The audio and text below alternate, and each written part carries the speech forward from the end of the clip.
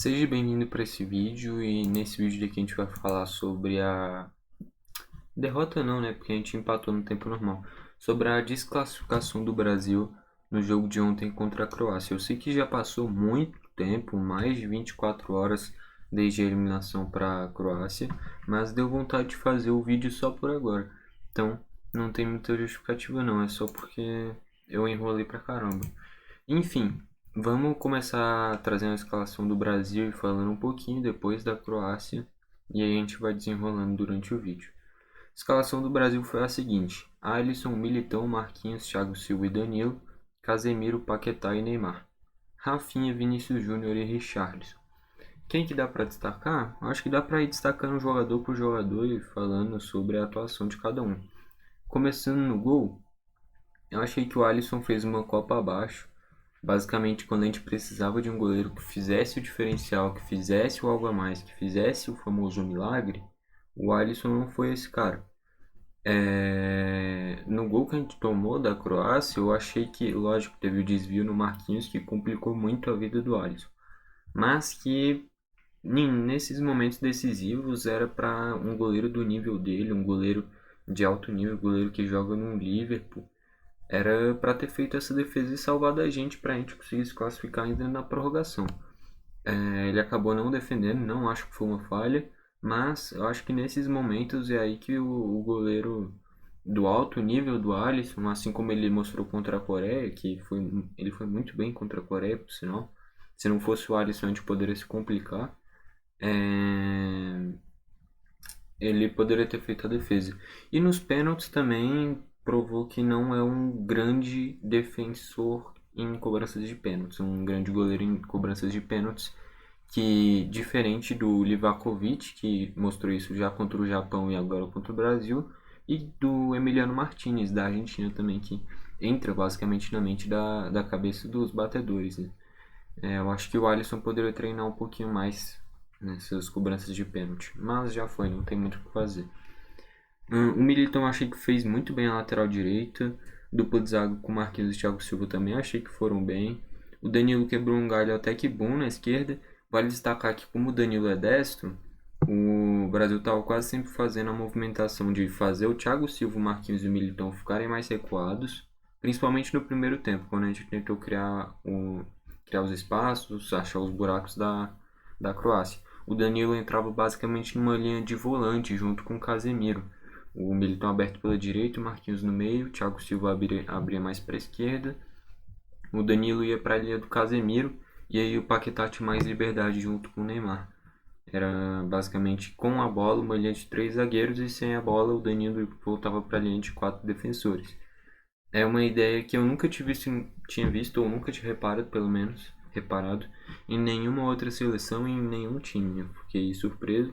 Eu acho que o Brasil, inclusive, já vinha fazendo isso em outros jogos, mas que eu parei para prestar atenção mesmo. Deu para perceber bastante nesse jogo. É uma ideia muito boa. Em certas partes do jogo deu certo e em alguns momentos não. Enfim, indo para o meio de campo, o Casemiro mais ou menos. Começou até que bem, mas com o passar do tempo foi cansando, errando algumas tomadas de decisão. E aí chegou na prorrogação, ele já estava muito cansado e não conseguiu acompanhar o contra-ataque da Croácia, parar o contra-ataque, fazer a falta. E não era só ele que poderia fazer isso, o Marquinhos poderia, o Fred poderia. Qualquer jogador que chegou perto de algum jogador da Croácia que estava com a posse de bola poderia ter matado o contra-ataque. Acabaram não fazendo isso e gerou o gol da Croácia, né? Paquetá meio, sei lá, o Paquetá mais ou menos na metade pro final do jogo, na prorrogação, foi mais participativo. Porém, no tempo normal, no primeiro tempo principalmente, quase que sumido, não fez uma boa partida não. O Neymar tentou bastante, deu caneta, fez bons dribles, boas jogadas, aquela jogada que ele pega a bola no meio do campo, não necessariamente no meio do meio, mas na faixa central do campo, ofensiva principalmente, é um cara que os caras da Croácia, de qualquer time, tem medo de dar o bote porque o Neymar é muito liso. É muito difícil a gente ver algum jogador que tenha a coragem de tentar dar uma caneta numa fase ofensiva com toda a defesa montada. Ele fez isso e acabou o amarelo do Brozovic, por exemplo. E o gol dele também, ele teve a iniciativa de tabelar primeiro com com quem foi que ele tabelou? Acho que foi com o Rodrigo, né? E depois com o Paquetá. A maioria dos jogadores, depois de tabelar com o Rodrigo, já teria finalizado, ou até mesmo faria o básico, tocaria para o lado, e ele não, ele foi corajoso, tentou fazer o diferente, conseguiu e fez o gol que quase garantiu a classificação do Brasil. Não tem nada para falar do Neymar, não, ele fez a parte dele. Enfim, o Rafinha, eu acho bom jogador e tal, mas não fez uma Copa muito boa. E o Anthony provou que merecia ser titular, né? Cadê o Anthony? Aqui. O Anthony jogou demais, jogou muito, entrou muito bem, mudou o jogo. Pra mim, foi o melhor jogador da partida, junto com o Neymar, pelo lado do Brasil. Daqui a pouco a gente chega na Croácia. O Vinícius Júnior, muita gente reclamou da substituição dele, porém eu acredito que foi certa, acertada a substituição dele. Começou muito bem a partida, criando boas jogadas, jogadas individuais, finalizando. Porém, teve uma tabela, inclusive, com o Richarlison, que ele finalizou e bateu na marcação, que foi uma jogada muito boa. Porém, depois dessas jogadas iniciais no primeiro tempo, ele acabou desaparecendo e não foi muito participativo. Então, eu achei que foi certa a substituição. O Richarlison também não fez muitas jogadas em si, mas fez bons passes para o Neymar, que deixou o Neymar duas vezes cara a cara, lances quase que idênticos, que o Neymar chegou no cara a cara para finalizar de esquerda e o Livakovic defendeu. Esses passes do Richarlison foram muito bons, porém conseguir finalizar, criar boas oportunidades para ele mesmo acabou não acontecendo. Entraram o Alexandro, não fez muita coisa, entrou só no segundo tempo da prorrogação. O Fred, que eu não gosto muito do futebol dele, mas eu também acho errado darem a culpa da eliminação para ele. Eu acho que ele está longe de ser o culpado. Daqui a pouco, acho que já dá para entrar agora no mérito do gol da Croácia. Cadê o Petkovic aqui? O marcador do gol. Inclusive esse amarelo foi porque ele tirou a camisa, né? Não acho que foi falha do Fred, eu acho que foi uma falha em conjunto do time. Quando você está ganhando de 1-0, minutos finais do segundo tempo da prorrogação, você está ganhando de 1-0, não precisa ninguém subir para o campo de ataque. É o momento de você dar um bicão e se fechar. Não tem que tentar inventar, fazer esse segundo gol, terceiro gol, não ia adiantar nada. Com 1-0 a gente passa de qualquer jeito. O negócio era dar chutão, se defender, não dar nenhuma brecha para a Croácia. Foram tentar marcar pressão, acabou abrindo espaço e tomar um contra-ataque. Com coisa de 12, 13 do segundo tempo da prorrogação, ganhando o jogo, é ridículo. Então não foi uma falha do Fred, na minha visão. Foi uma falha coletiva do time que foi tentar marcar pressão. O Anthony, para mim, que nem eu falei, o melhor da partida junto com o Neymar, entrou muito bem, quebrando a marcação do Sousa. Jogou muito o Anthony.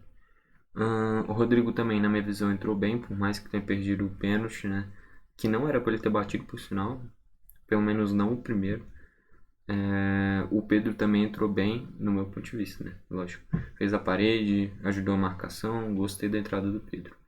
Indo para a Croácia, a escalação foi a seguinte: Livakovic, Juranovic, Lovren, Gvardiol, Sousa, Modric, Brozovic, Kovacic, Pasalic, Kramaric, Perisic. Iti. E o técnico do Brasil é o Tite. Não mais, né? Foi demitido.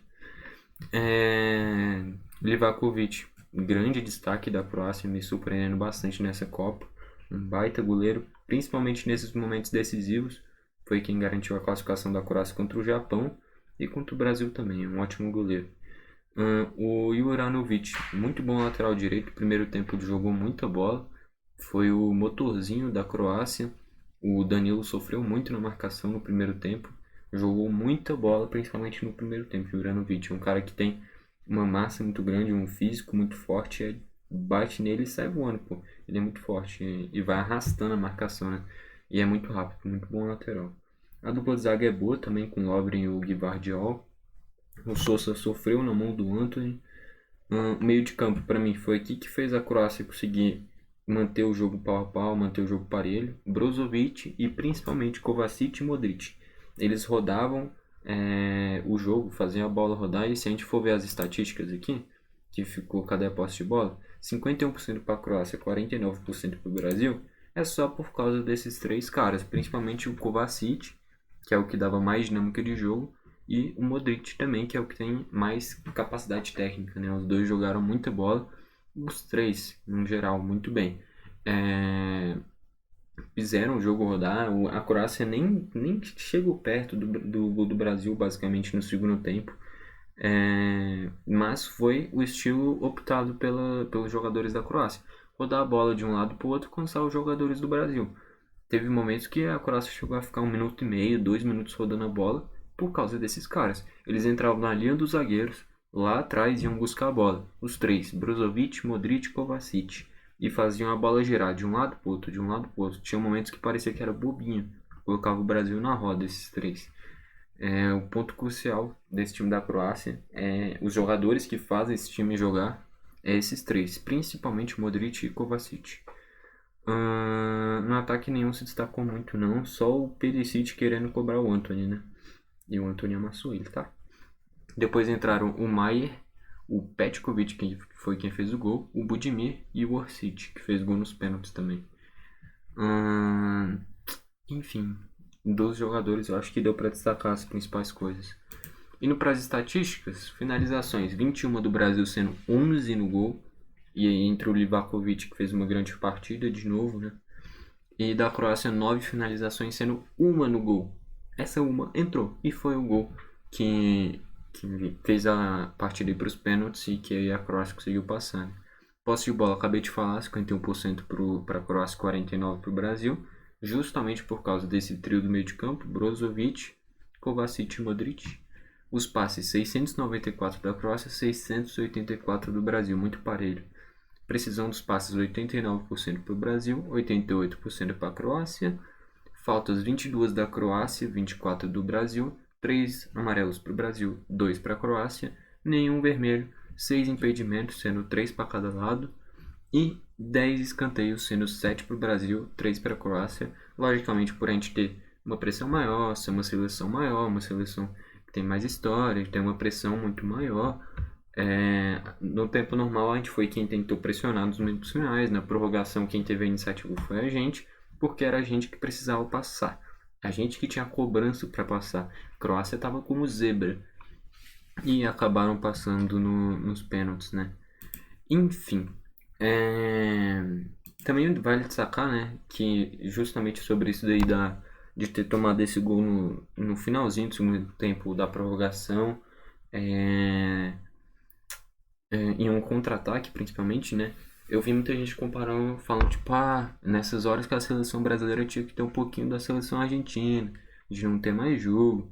E eu concordo, e essa fala daí é verdade. A Argentina acabou até tomando o gol da Holanda no último lance, mas com bola rolando, a Holanda não criou nenhuma chance. Se a gente tivesse tomado esse gol do Petkovic de uma cobrança de falta, de um pênalti, até de uma bola aérea, tudo bem. Agora, ter tomado um gol aos 117 minutos, coisa de 12 minutos do segundo tempo da prorrogação, em um contra-ataque, é o que é inadmissível, né? Se fosse bola parada, seja cobrança de falta, pênalti ou escanteio, enfim, dava para entender. Agora, bola rolando, ainda mais um contra-ataque, não dá para entender, não faz o menor sentido ter tomado esse gol. E aí foi para os pênaltis, o Livakovic chamou a responsa e encaminhou a classificação da Croácia e acabou acabando com o nosso sonho do Hexa em 2022, né? Mas ainda continua com o sonho do Hexa, só que agora é mais 4 anos, né? Agora vai para 2026. Enfim, é muito triste. Eu, depois do jogo, fiquei coisa de 15 minutos paralisado, olhando para a TV sem reação. Literalmente eu fiquei bem assim, 15 minutos. E porque eu não acreditei, eu tinha tanta certeza que a gente ia passar da Croácia e acabou não acontecendo, né? Enfim, agora é acompanhar o restante da Copa, porque tem vários jogos muito bons. A Argentina passou da Holanda num jogaço, com a Holanda empatando no último segundo, numa cobrança de falta genial. Acabou, no momento que eu tô postando o vídeo, fazendo o vídeo, aliás, acabou de terminar com a classificação de Marrocos contra Portugal e ainda só falta Inglaterra e França, que provavelmente vai ser mais um jogão, né? Enfim, agora é terminar de assistir a Copa. Infelizmente, o título não vai vir pra gente, né? Enfim, espero que tenha gostado do vídeo. Se gostou, deixa o seu like. Se não, pode deixar o dislike. E comenta aí embaixo a sua opinião. Bom, foi esse o vídeo e falou!